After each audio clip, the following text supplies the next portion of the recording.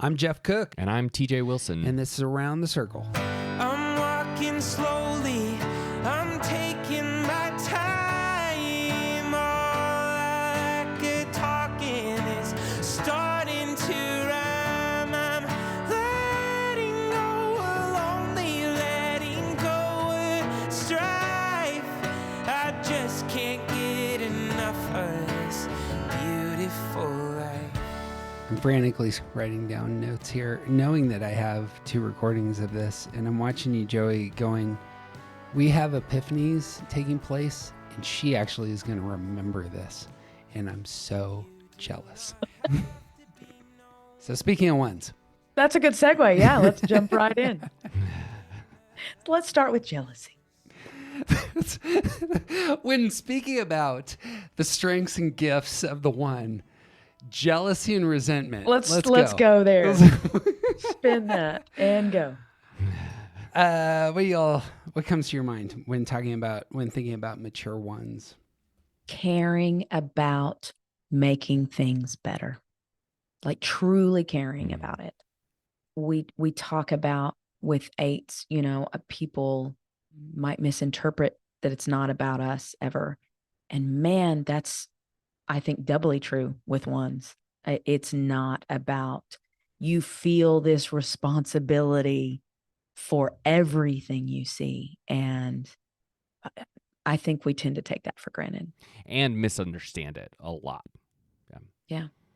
Improvement being first in your thoughts that's for everything. And there's no part of yourself tied to that, to the point where you don't have great personal boundaries around the improvement. Like you're gonna overdo, if no one else will, that sense of responsibility for what you see in a healthy space is such a superpower that we collectively benefit from without realizing it. And on the back end of that, I know 1s really want it, and it's really good for 1s to have it. But the need to be recognized in that way is not something the 1s put on the rest of us. That's well said. Absolutely. Like they are not doing it for themselves, and they don't need us to tell them that. They would like it every once in a while, but it's not about getting the recognition for that. It's about making the world better. That's a good example of the processing with action right there. You're not processing relationally. Yeah. And that's where I was gonna say, you and I, Jeff, I think you and I align because it's our home base and we process with action. I believe our standards for doing, I believe 8s and 1s have hands down the highest standards for doing. And because I don't bring the relational piece to the table, I set the bar and just expect you to get there. And I, in a lower functioning space, will dismiss you if you don't. Not you, Jeff, because you're combining those high standards with this relational quality. It's like you're setting the standard for everyone to be able to achieve it. And that's very cool. We unfortunately just did a long series on the instincts. And so I think that some of this needs to get filtered in terms of like, if you really have a strong social focus, or if you have a really strong bonding, pairing, sexual focus, some of this in my mind is being filtered there in terms of how that energy of responsibility plays out. Well, I think that we also need to give a significant mention to level of health here.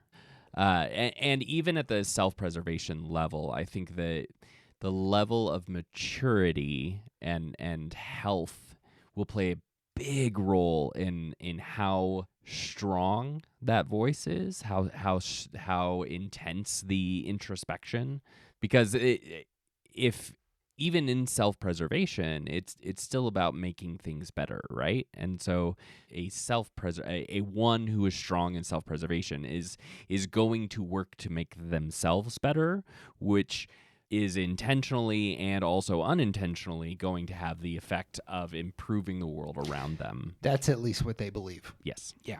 And like health matters there, because someone who is unhealthy in the self-preservation instinct is going to try to make themselves perfect and potentially push that idea of perfection onto the spaces around them, and try to like gain control and ignore the places where they don't want to try and make things better.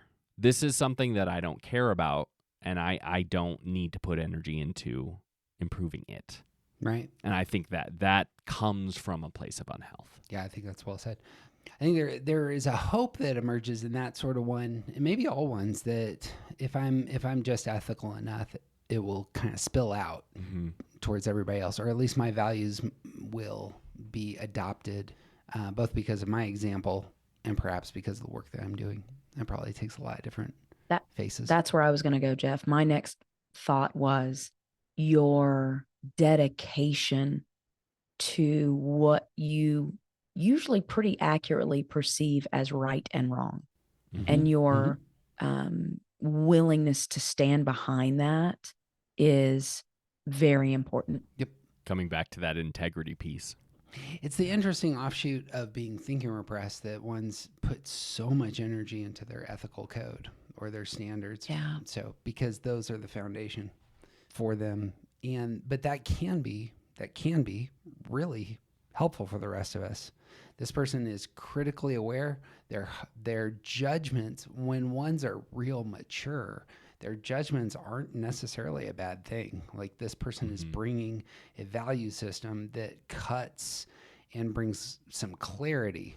And perhaps if they've suffered to get there, especially, that can be very valuable. I'll tell you a space where this comes up when I'm teaching in corporate, tied to the doing. You know, it's understood generally that 1s, 2s, and 6s, so everyone in that responsive stance, appreciates process.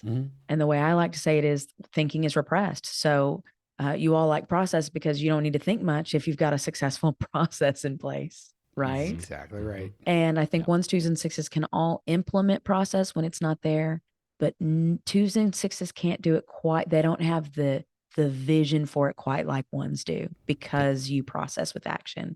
And that's big time in any work environment, where I'm always celebrating 1s. The word I use is systems all the time, and it's the same kind of idea, but notice it's the embodiedness of process.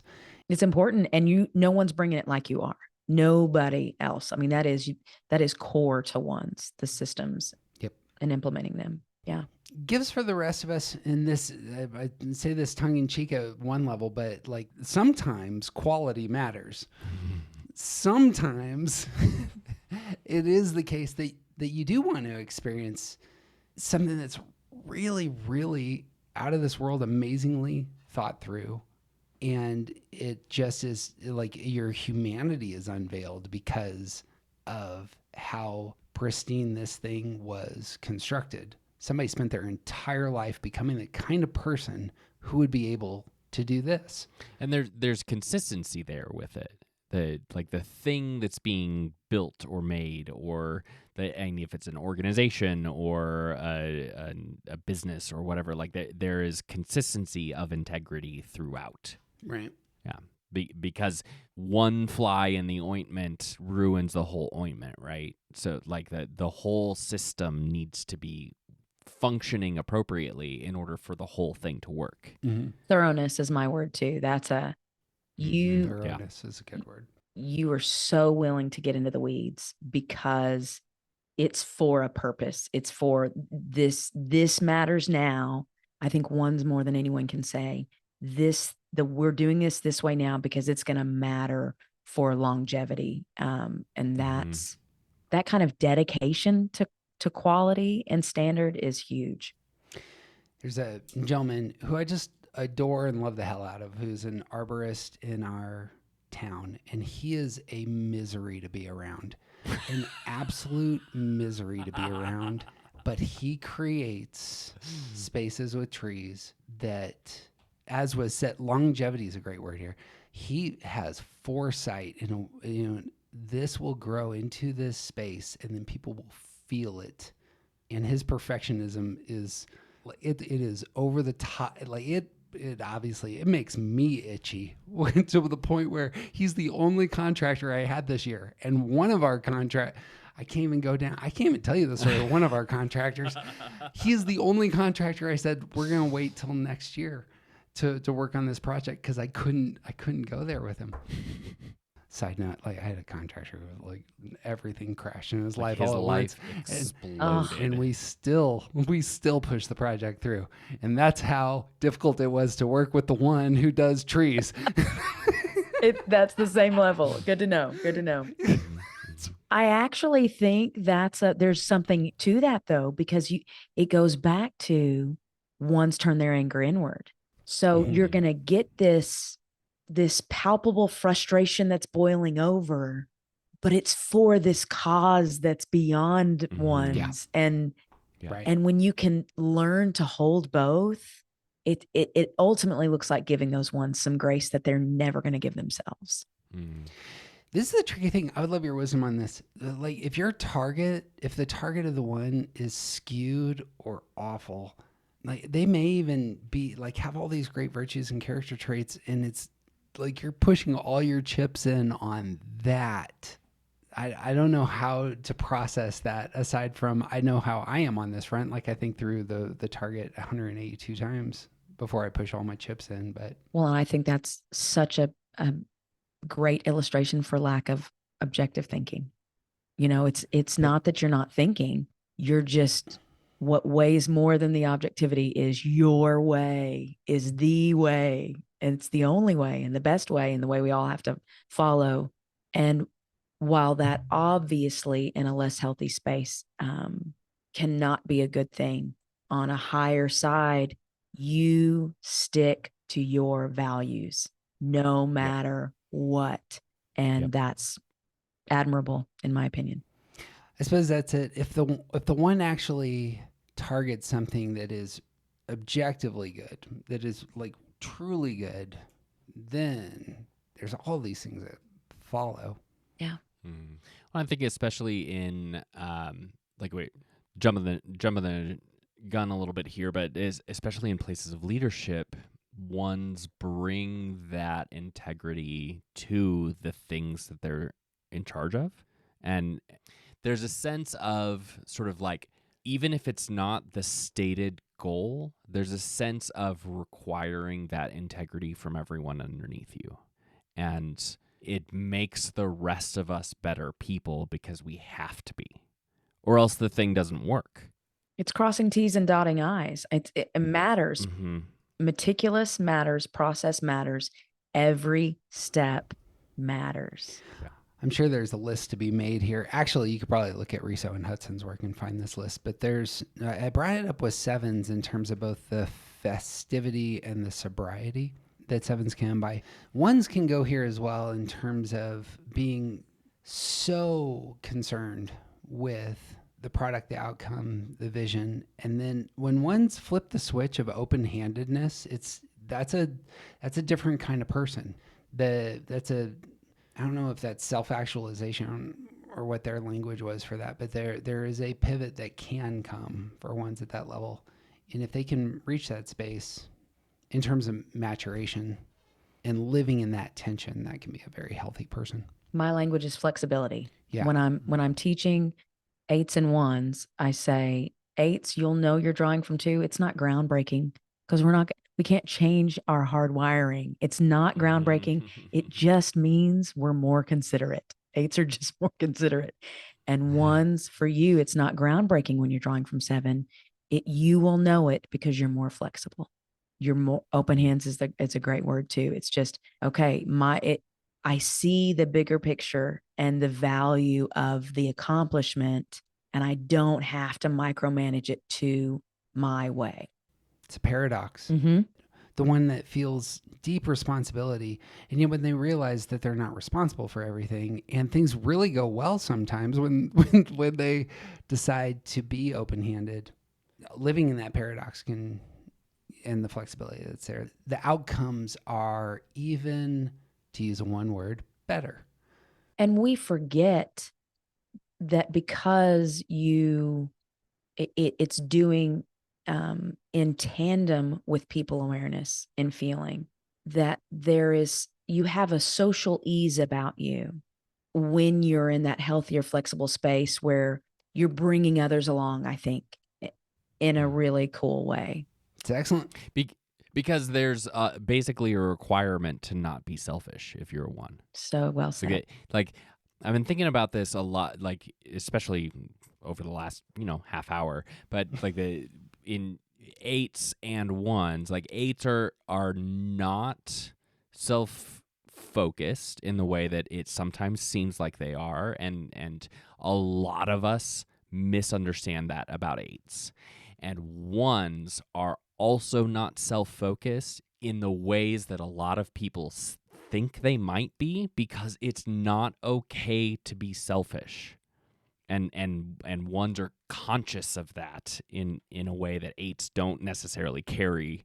So the rest of us seeing 1s operate in ways that look like they might be selfish, we should probably investigate that a little bit more, because there's very little chance that it is for selfish reasons. I love that. Personal elevation comes to mind, TJ, for me. Mm-hmm. Like, I think 8s can be misunderstood because of our healthy self-confidence, that there's this self-elevation.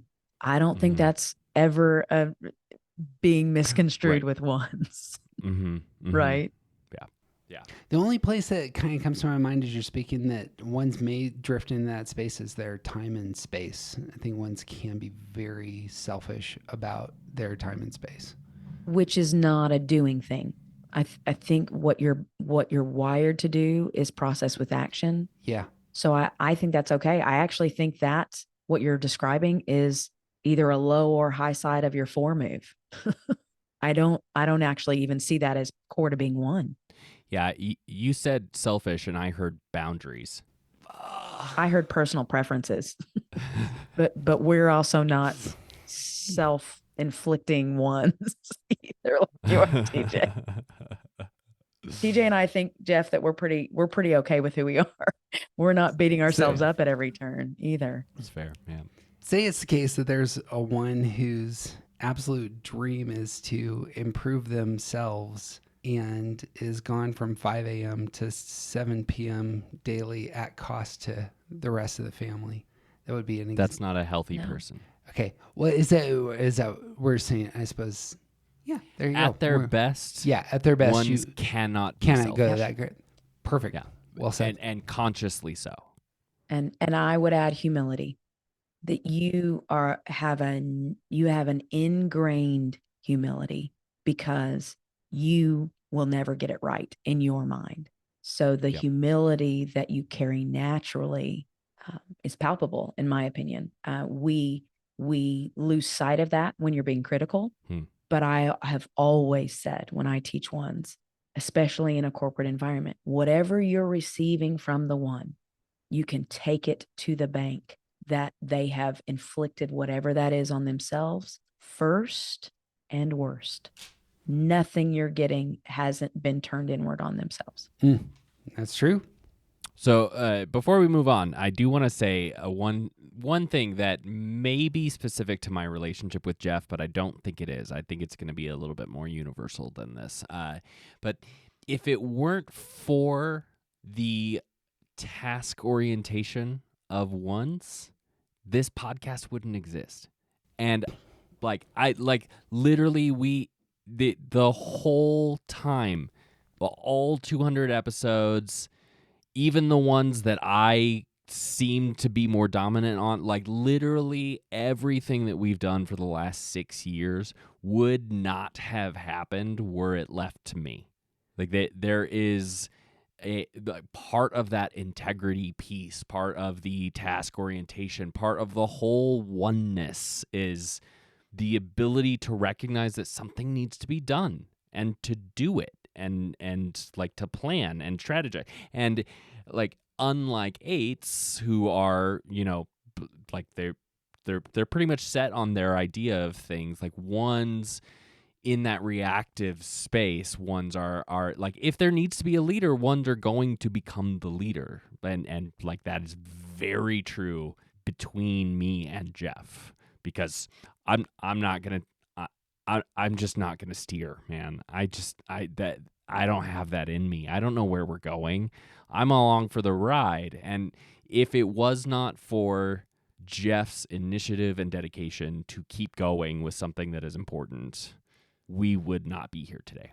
I love it. Well said. Off mic, I said that ones can't receive a compliment, so I'm going to move on to notice how our complimentary. We've talked about stability, and it was not stated how nines just ground projects with their aptitude. There is a true treasure to wanting your presence to matter in that they show up in the space where they do their best stuff. Also well And said. I like both we of can- those. Nice. Yeah. Guys. This is clearly a healthy working relationship. Bang. And then the eights come on as guests with the energy, and this is like the best podcast ever. So, speaking of twos, what do mature twos look like? I think the two superpower, regardless of the environment, is sensing the need and whatever's off with someone that could be holding them back from something where they maybe that person hasn't even realized it or isn't even in touch with it. Man, that matters in any environment, sensing that internal struggle or in those internal needs of others without others having to speak it into existence is huge. Yeah, part of the whole helper aspect, like the part of twos that plays a supporting role, starts in their ability to know where their support is needed. Like the reading of other people is so, like, there's just so many people in the world who don't know how to say or are choosing not to say what they need, and twos can come alongside them and say, here it is, the thing that you needed. And like it's beautiful. My favorite element of mature twos, and this comes out of their thinking repression, is that a lot of twos will memorize things. And when they recite them, it's not from their head. They recite them from their emotional core. And so when the two brings up an idea for me, or even just watching them, this is more like I'm watching this person, and this is an amazing person because when they speak this truth that they've internalized, it just has so much flavor in it. And it's likely the case that if they've taken the time to memorize something, it meant something to them on that emotional side. This is a grounding thing. It was something that mattered to them being embodied in the community. And that always strikes me as just a true treasure. Because they're not memorizing data sets. They're memorizing wisdom in their hearts. Yep. Yeah. Yep. Connecting with others and meeting others where they are would be secondary for me. I mean, that's what comes to mind. It's just you don't ever have to go to the twos side of the line. Twos aren't drawing lines and saying, come to where I am. They're always, without even thinking about it, meeting you where you are and in your space. Yeah. I want to build on that because like that's how I meet twos, and that's the person I meet is, oh, okay, you're welcoming and friendly and caring, and a year later I find out who they are, and it's always a revelation, like, oh, there is this person behind that thing that I was originally introduced to, and that person is always surprising to me. I love that. I think there's a real gift to reading the room. Yeah, I wanted to talk about gifts. So let's go there. I don't know that anyone can do it quite like a two can. I think a three can do it generally or collectively, but a two knows what did hit and what didn't. And when you're in a corporate environment or when you're in any kind of leadership, anything that involves bringing people along, you have to have someone who can sense what didn't stick. And twos are really good at that. Because self-reporting surveys don't always work. Correct. That's a good point.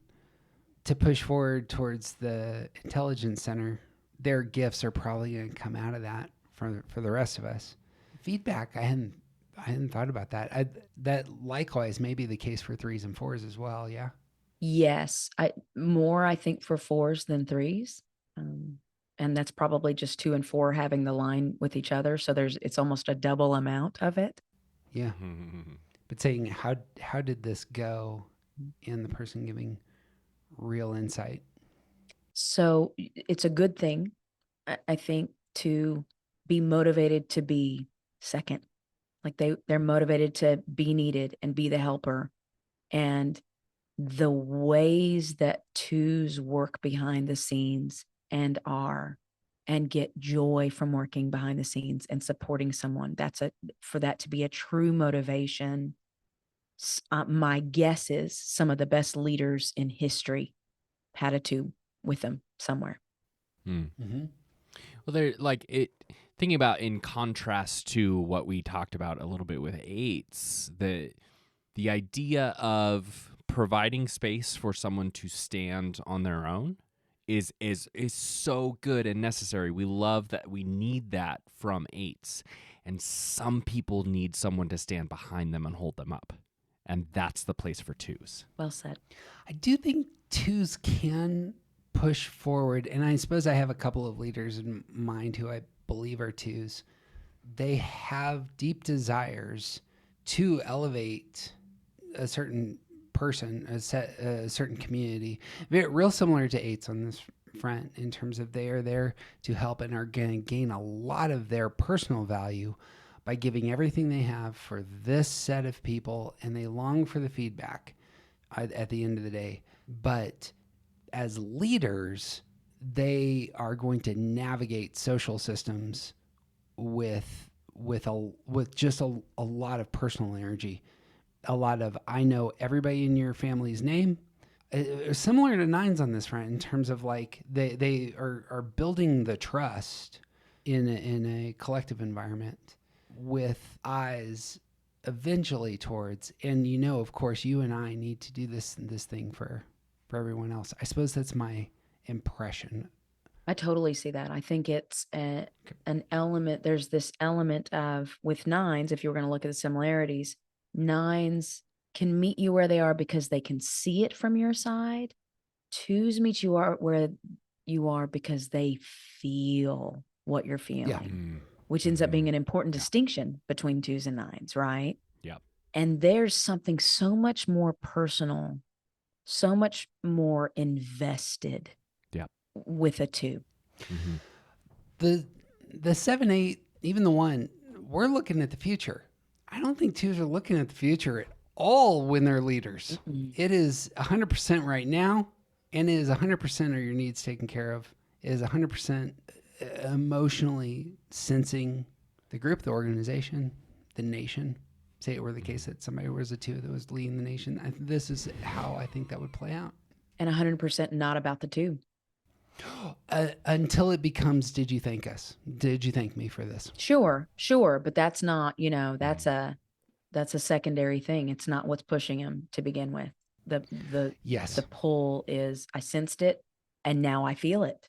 When I say that box that has to be checked for twos, it is feeling what you feel well before they ever know what they feel themselves. And while that contributes to the two's lack of personal boundaries and all kinds of things, in a healthy space, there's such a natural lack of selfishness in there, and its own version of humility that I think is pretty cool. It's not about the two. It's not about me. Like, I don't. Right. Yeah. Which is interesting, paired with the passion of pride for the two, which is part of why we don't really understand pride very well and what it is and how to feel it and move through it. But I want to speak to the pride piece because the definition I've always used, I got from my mom. My definition for twos that rings true in my mind is an inability or unwillingness to acknowledge one's own needs and suffering. I'd love to float this because this is a conversation TJ and I routinely have in terms of the nuance of pride. There seems to be an opposite side of the coin here in terms of pride being, I have the ability to solve everybody's problem in front of me. The pride has that angle, which is it feels like the opposite side of that coin. But I don't know if that pings for you. That doesn't as much as I know what you need more than you do. I think that's where I see the flip of the coin for pride is I know better than you what you need.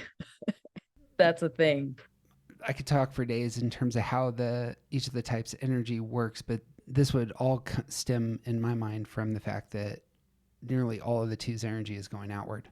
And so it's both neglect of self and over investment. Overextension all the time. Overextension. Yeah. Bang. However, positives. One of the things I kind of recognize in my life is I don't have any twos in my life. This person doesn't call me. I have this like in mental picture of somebody who actually has a two in their life that really loves them, and they probably get called a little too often.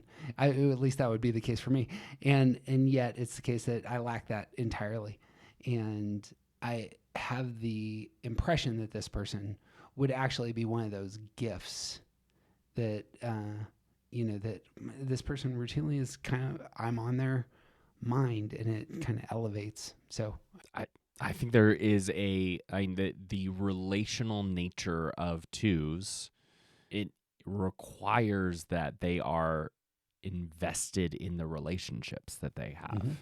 And that really means all of us who have twos in our life, they care a lot about the relationship. They don't care about how great you're doing at your job or like what things you like. They don't care about your money or your like all of the other things are not part of the consideration, but how well we are related to each other is so important, and it's part of their radar, and it means that they are going to be the type that reach out of nowhere and can somehow, for some reason, from across the country, recognize that I need a phone call tonight, and like, hey, just checking in. Like there is an element of investing in the relationship that is just natural part of how to operate in the world, and that relational connectedness is so important for us as humans.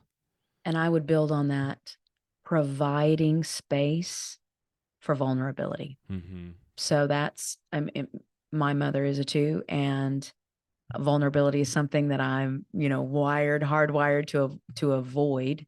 And when I'm in a vulnerable space, I guess anyone could say they want their mom, but I would say when I'm in a vulnerable space, I want a healthy two. A four can bear witness to pain, and I separate pain from vulnerability. And I think because there's a rawness to vulnerability, man, how great to have someone who literally can feel what you're feeling. Yeah. And in the sort of trope, the stereotype of the mother hen kind of figure, like there's a protectiveness, there is a providing aspect, there's an emotional care, there is a come lay on my bosom kind of thing. Like there's an element of being taken care of we all require from a mother figure, and that is sort of the place on around the circle where that lives, that kind of nurturing aspect of what we need from mothers. Like twos carry that with them always, everywhere. Both of you have mothers who are twos. As you talk about creating that kind of space, there's what we experience, what you experience as a child, but there's also the motive there. Can you speak to the motive of the two in terms of, you had pitched it as the four is comfortable with, the negative emotions, but framing the two was creating the space for vulnerability. What's going on in the heart and mind of a two in that when they create that space? I think this has to do with the paradox of pride. Good, healthy mothers know that their one job is to take care of their kids, and they're the only ones who are going to do that for the rest of their lives, right? And at the same time, the point of taking care of your kids is to grow them into adults who don't need you anymore. And so the ability to provide the space for vulnerability, like Like, people who are good with kids provide space for vulnerability. People who are bad with kids do not provide space for kids to be kids.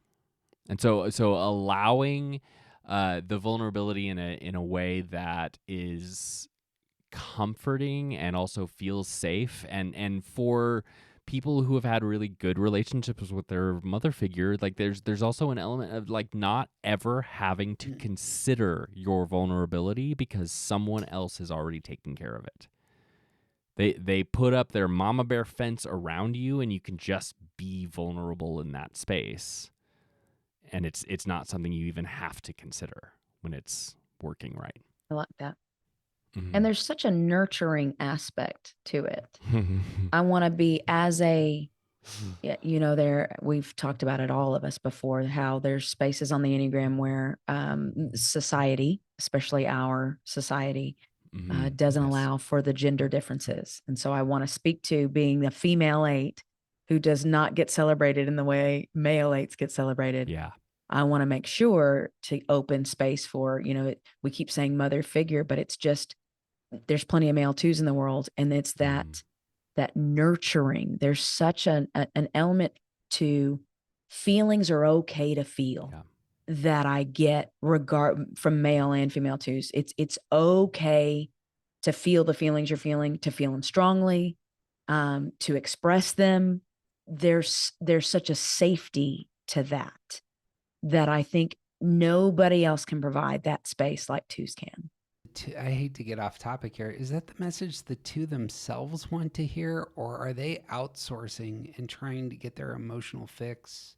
And that's a bad way to put that, but if it's the case that the 2 is has a difficult time getting in touch with their own emotions, that seems like almost the opposite kind of idea, an opposite kind of encouragement for somebody to feel their full kaleidoscopic, range of emotion, when the 2 themselves naturally has a hard time pivoting inward. Well, the way I always say it is 2s, 3s, and 4s, they're all dealing with that uneasiness within.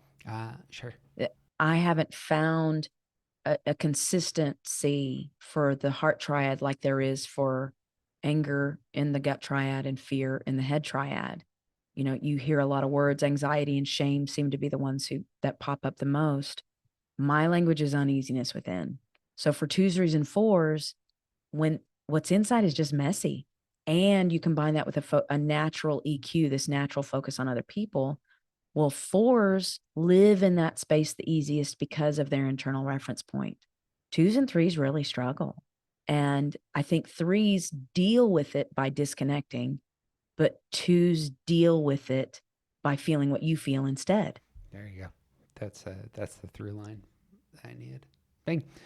Any last words on 2s as leaders when they're in social environments? I think just that that hardwiring of the 2 to defer to others, when you got it in a healthy 2 and in a leader, the selflessness that goes with that can be impactful. Mm-hmm. Mm-hmm. I think particularly of the way that 2s are capable of remembering of course, the 9 wants to make sure that everyone who did the work is acknowledged, but like 2s more than anyone else are capable of saying, yes, I am at the top of this thing, but also I wouldn't be here if it weren't for this person doing this work, and this person doing this work, and this person doing this work, and this person doing, like, not just saying the whole tech crew, but each person's individual contribution is important to get all of us here together. Very well said. Rock and roll. Let's go to the 3s. What do mature 3s look like? So my language always about 3s has been that because of that uneasiness within and the reluctance to look inward, the people piece that they carry naturally, being able to connect with people in a low functioning space, can be very dangerous. And in all the ways that in the low space it can be dangerous, in the high space, I believe that only 3s can truly inspire. when it comes to reaching a common goal and getting the energy to do it, because it's that doing processing that's grounded in a people awareness. Yeah. And that's very cool to see. Yeah, we talked about sevens, the enthusiasm and the sort of like upward energy, and threes threes fold in the piece of reading other people. They fold in, here's what you need to hear to be inspired about this. Not just it's going to be fun, but you need to know this is why this is going to be great. Yep.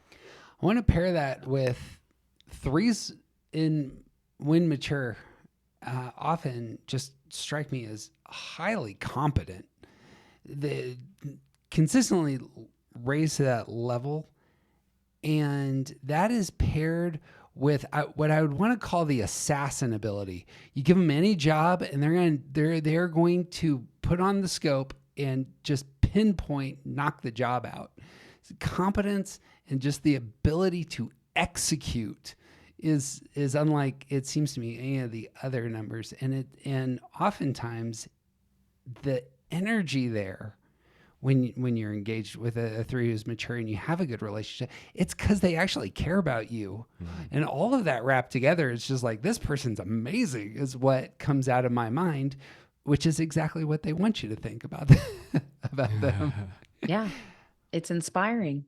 I think one of the things that I brought up in one of our previous podcasts is because threes don't stay in, they don't start out in that doing space, Jeff, like you and I do. They join us there. You and I as a 1 and an 8, we have standards for doing that threes don't have. That's probably the low side, but the high side, I believe that the only true multitasker, the only truly successful multitasker is a 3. Yeah. Right? The energy strikes me as different, where you and I, we're processing through action for a different reason. Like, I think shame works for the heart triad in this space. Only, let me just use it as an example. I feel like threes are outrunning something, and they're going to execute at that high level because they're never going to experience the relational disconnect and embarrassment that they did when they were 9. But today, it's getting done, and I'm going to look amazing. But very different motive for why you would want to achieve the thing. Well, and there's an upside, especially in business in corporate America, to don't just do it, but look good doing it. Like, that matters. Yeah. What other people see, how other people take you in, matters. It goes hand in hand with motivation, obviously. Yep. In order for someone to be inspired, in order for someone to be motivated to do something they probably thought was outside of their ability, you got to connect with them on some level. That's where I fail as an 8 leader. I'm not wired to join the group I lead. Yeah. So the 3 has a card to play, which is really strange. I don't know if 8s can play this card all the time, and it is the vulnerability card. They won't tell you anything about what's happened in the last 2 years. But let me tell you about how I failed 5 years ago. And then I rebuilt my life, and it was because I was amazing, awesome, and look at these biceps. Sure. And they get to that spot. And so there is a connecting piece there. Yeah. That's a card 8s don't play. You're right. But the connection that 3s have may not be authentic in the way that, like, it may appear as though the 3 is really understanding your pain and struggles, and maybe they're like really healthy 3s may get there. I don't want to, for very healthy 3s, maybe they do get there, but you can't discount the performative aspect because they have the future in mind in terms of, this is the person I'm speaking to. And we're not sticking here in your emotions. We're going over there because it's awesome. And I'm going to get you there, kind of thing. I see that as the superpower. So when I teach 3s, the non-negotiable that I teach, it doesn't happen with any other type. is threes are wired to disconnect from any negative emotion. Yep. Part one. Part two, put a more positive front out to the world. Mm-hmm. Like fives are neutral. They can disconnect from any emotion, but what they're putting out to the world isn't necessarily positive. What a superpower to say, despite what's happening, not only am I not going to get wrapped up in it or caught up in it, but I'm going to put a face on. I've got the best poker face. The positive, we can do this. Mm-hmm. I think it's what catapults them to leadership a lot, because when things are going bad, you've got someone moving in the right direction with all the confidence, and they got a poker face that I don't have as innate. Yep. I couldn't if I tried. Yeah. If they are a healthy person with healthy goals, and that's a massive if that needs to be underlined Agreed. 12 times. Agreed. Yeah. Reframing is one of the best things out there. Threes and sevens who can engage that gear, man, we are going to drown without y'all. The positive spin. It's fascinating. It's a real gift. And it even pushes into, like we talked, the idea of, like, it's fascinating to me that we can't think of a reasonable incompetent three, right? Like I've been trying to find one for a long time. Like, is this person a three, but they're just incompetent? Is that why they don't look like a three? No, because the positive reframing, the ability to keep moving, the whole, like, this aspect of relationally understanding success is not necessarily about being the best, but about looking the best. There isn't anything, there's just no such thing as an incompetent three, because they have adapted themselves to appear successful in all of their circles. And even as, like, interpersonal relationships, like the ability to move the relationship forward, like there isn't, the threes just are moving, like there's movement with where they're going, and there is somewhere that we're heading. Commonly, people will associate themselves with animals. The only animal that my wife has ever related herself to is a shark, which swims even when it's sleeping. There you go. I love that. And this is a gift at some level for the rest of us. It's like stagnant water is poisonous, and there can be something that is good for the rest of us. The addiction to, yes, but let's keep this pace up, as it were. There's so many similarities to threes and eights, how we outwardly look to the world, right? We're both assertive stance, we're both, or independent stance, we're both processing with action, all these things. The self-confidence is high. I think one of the threes' core strengths lies in a major difference in the self-confidence. As an eight, my self-confidence, because of my intensity and my lack of people awareness, is intimidating. The self-confidence of a three is engaging. Yeah. It's inspiring. Yeah. Yeah. Different goals.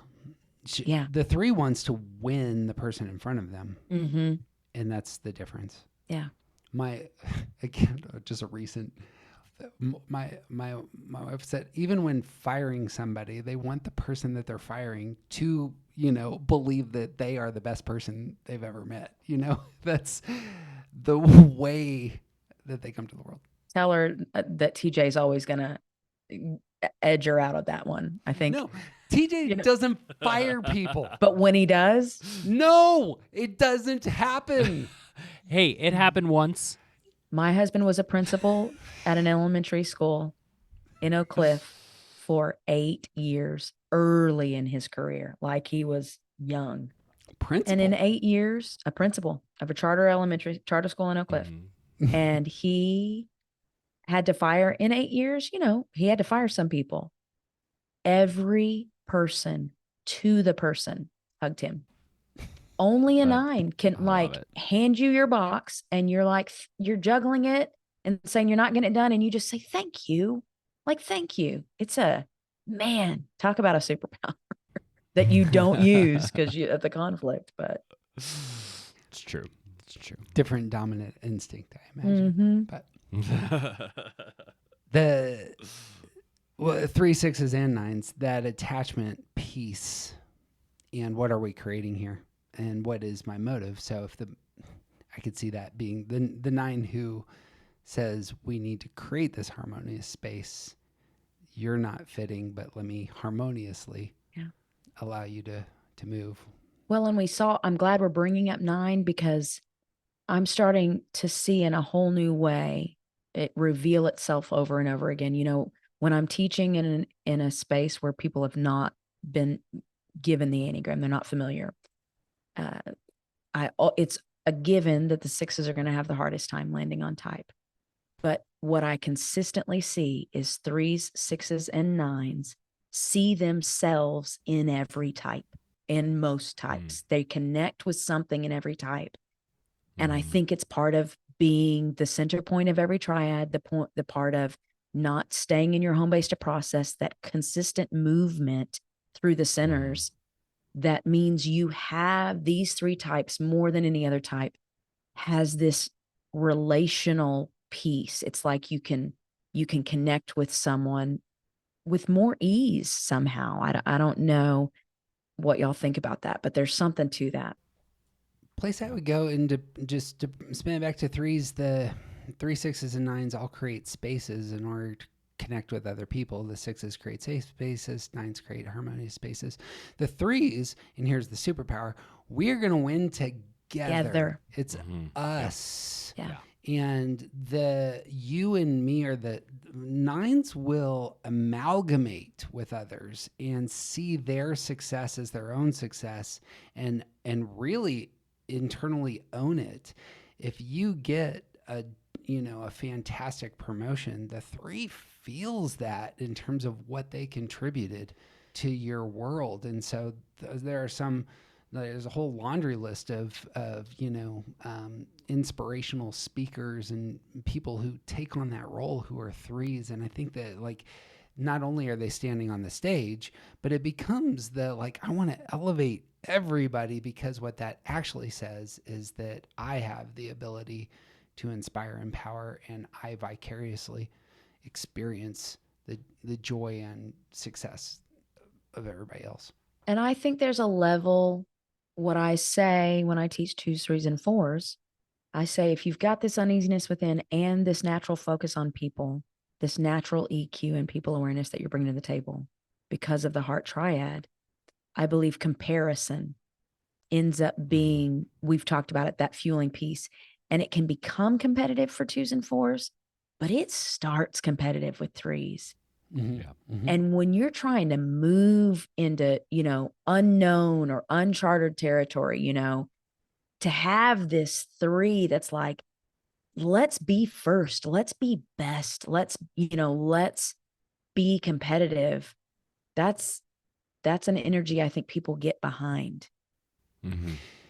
And noticing in the intelligence center, it's going to be very relational and emotional. The delivery is going to be about the relational connection. Yeah. Yeah. I'm just thinking a lot about 3s in contrast to 9s. Like we've talked about this a lot, but 9s are not in general concerned about winning. Like the idea, and this is true for a lot of types, but there's just not a sense of comparison that 9s carry around with them, because we see both sides. That's just all the time.